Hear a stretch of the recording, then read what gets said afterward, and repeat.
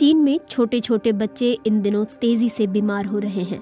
चीन के उत्तरी इलाके में अस्पतालों के बेड इन बच्चों से भर रहे हैं।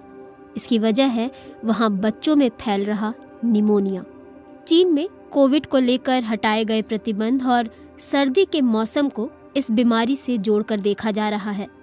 वैसे समाचार एजेंसी रॉयटर्स के मुताबिक विश्व स्वास्थ्य संगठन यानी WHO ने कहा है कि चीन में सांस की बीमारी के जो मामले आ रहे हैं वो कोविड जितने नहीं हैं, और इस बात को दोहराया है कि हाल के मामलों में कोई नया या असामान्य पैथोजन नहीं मिला है। वहीं चीन के राष्ट्रीय स्वास्थ्य आयोग के प्रवक्ता मी फेंग ने कहा है कि सांस की बीमारी में बढ़ोतरी का कारण कई प्रकार के पैथोजन का मौजूद होना है, जिनमें मुख्यतः इन्फ्लुएंजा है। चीन में बच्चों में बढ़ती ये बीमारी भारत की भी चिंता बढ़ा रही है। इस बीमारी से बचाव के लिए भारत सरकार ने भी स्थिति की समीक्षा की है। स्वास्थ्य सचिव ने सभी राज्यों और केंद्र शासित प्रदेशों को पत्र लिखा है और जन स्वास्थ्य केंद्रों और अस्पतालों को इस संबंध में तैयारी करने की सलाह दी है। इसके साथ ही कहा गया है कि अस्पतालों में फ्लू के लिए दवाएं और टीके, मेडिकल ऑक्सीजन, एंटीबायोटिक दवाएं, टेस्टिंग किट, ऑक्सीजन प्लांट और वेंटिलेटर की पर्याप्त उपलब्धता और अन्य जरूरी उपाय होने चाहिए।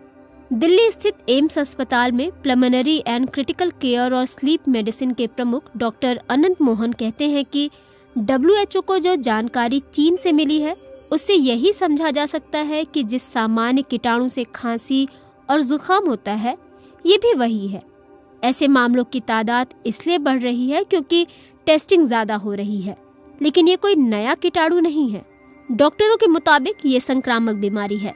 इस बीमारी के वायरस या बैक्टीरिया ड्रॉपलेट खांसने, हंसने, छींकने और बोलने से फैलते हैं।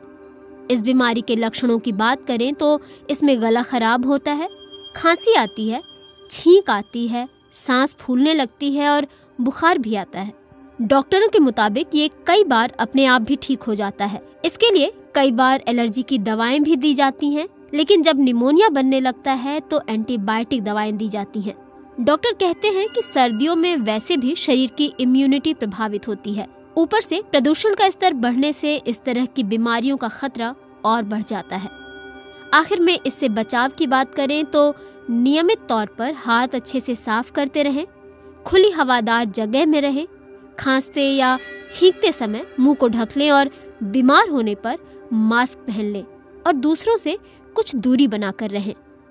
डॉक्टरों का कहना है कि पिछले दशकों में दिल की बीमारी, स्ट्रोक या कैंसर जैसी जानलेवा बीमारी सामने आई है, लेकिन पिछले 5 सालों की बात की जाए तो सांस से जुड़ी बीमारी को लेकर खतरा ज्यादा बढ़ा है। ऐसे में डॉक्टरों को आशंका है कि आने वाले सालों में सांस की बीमारी एक महामारी का रूप ले सकती है। विशेषज्ञों का मानना है कि सरकार कदम उठा रही है, लेकिन लोगों को भी जागरूक किया जाना चाहिए।